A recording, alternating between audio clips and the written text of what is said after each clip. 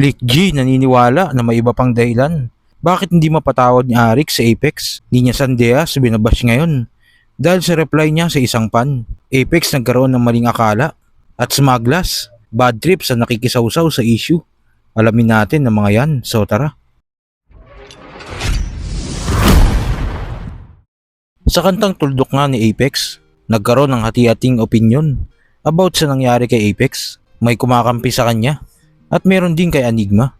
Dahil nga dito napakomment na si Flick G. Aniya, wag daw tayong maniwala sa mga naririnig lang natin sa Sokmed at nababasa dahil hindi naman daw natin lubos na kilala si Apex at Enigma. Anong ginagawa nyo? Huwag kayo bumase sa mga narinig at nabasa nyo lang sa internet. Marahil may malalim pa yan na dahilan na hindi na din natin abot at tanging piling nila lang at lamalang lang ang nakakaalam. Hayaan na natin na ayusin ito ng panahon at huwag magsalita ng tapos na parang alam mo lahat at para bang katabi mo matulog araw-araw si Eric at Pex. Sa kabilang balita naman, binabash nga ngayon si Ninya Sandejas dahil sa reply niya sa isang pan. Sabi ng pan sa kanya, baka daw meron siyang litrato ni Apex para daw pang tribute lang. At tila hindi nga maganda ang reply ni Ninya Sandejas sa pan na ito.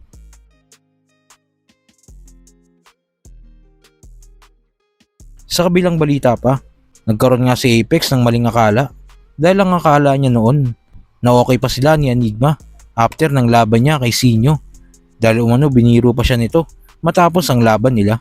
Speaking of pahaging, eto, napaka-controversial. Isa sa pinaka-controversial na third round sa flip top. Sa napanood ko, siguro kahit din sa ibang liga. Ito yung pinaka-controversial na statement na sinabi mo na binanggit mo yung pangalan ni Enigma. At nakita naman natin kanya-kanyang react. Mga netizens, gusto namin linawin kung ano yung intention mo dun sa pagbanggit mo sa pangalan ni Enigma at may gaano ka-sure or gaano katotoo yung mga sinasabi mo dun sa battle. Intention ko, syempre, concern ako sa liga. Concern ako na matigil na yun, yung mga ganong sistema. Kaya ako rin nasabi, syempre, si Enigma para, alam mo yun, wala naman ako ibang kailangan pang banggitin eh. Siya yung ulo nun, tsaka sinabi ko na, si Enigma, paano nyo naloko? Yun nga yun yung sinabi ko kay Shay kahapon di ba? Dahil nung narinig niya, yung punchline na, ano ba yung punchline na may something na babibili yung boto, monopolyo, gano'n. Ayun, nabibili yung boto. Ano yung parang, bakit mo naisip yun? Ano yung inspirasyon? Inspirasyon ko siyempre, na-trigger talaga ako niya kay Boss Toyo. Dahil doon sa pusta niya 1 milyon. Pakiramdam ko, siyempre pusta mo ng 1 milyon yung kalaban. Pakiramdam ko, talagang parang binaliit ako na pinablik pa. So, yun yung parang naging apoy ko, nadagdagan pa yung mga...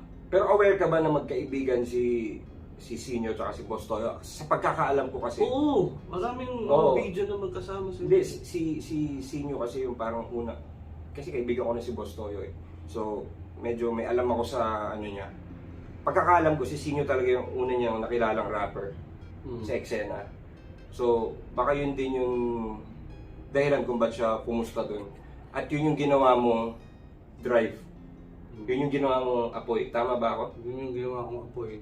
Siyempre, nakadagdag na lang din yung laban ko doon sa quarantine battles na kitang-kita na yung may mga nangyayari yung pustahan.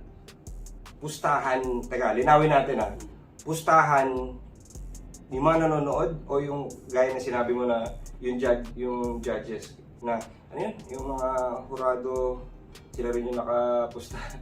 Oo, may mga ganun talaga kahit nung ahon eh. Diba? Hindi, yun, nakita ko yun. Nandun ako nun eh. Sinabi ko rin sa episode namin ni Shay na, oo, nakita ko. Mismo sa sarili ko mata, may nagpupustahan. Pero hindi ko alam na way back quarantine. na gano'n. Nakala ko doon nagsimula.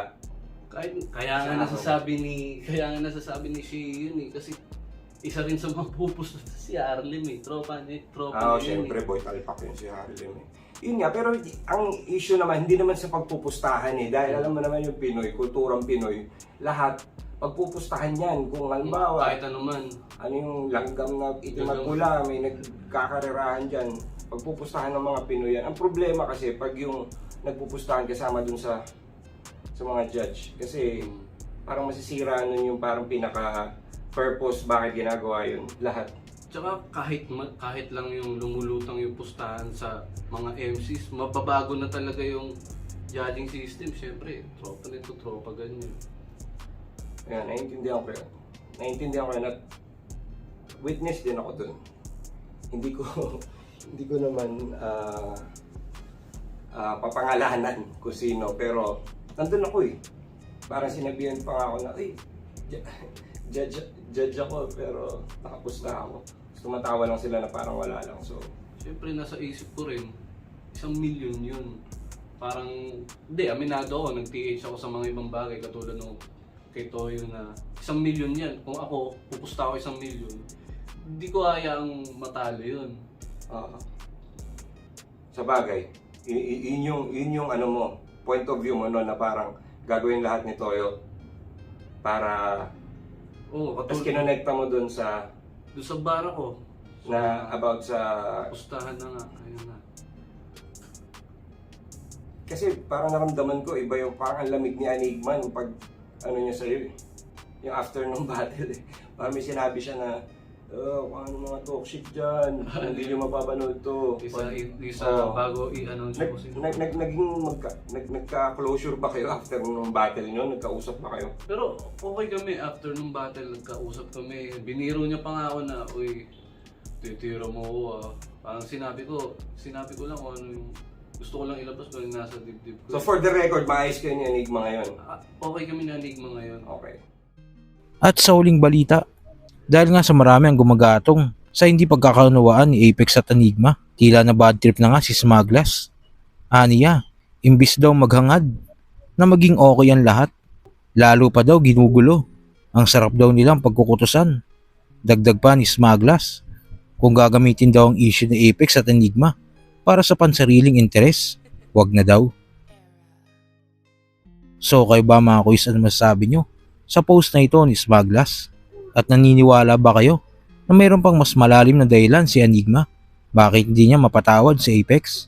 Kung ano man sa loobin mo, comment mo lang sa baba. Mapag-usapan natin yan. So yun lang. God bless.